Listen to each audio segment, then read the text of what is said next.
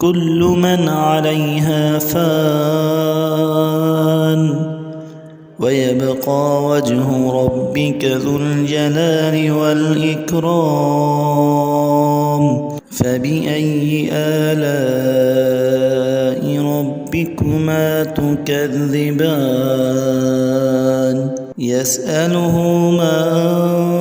في السماوات والأرض كل يوم هو في شأن فبأي آلاء ربكما تكذبان سنفرغ لكم أيها الثقلان فبأي آلاء ربكما تكذبان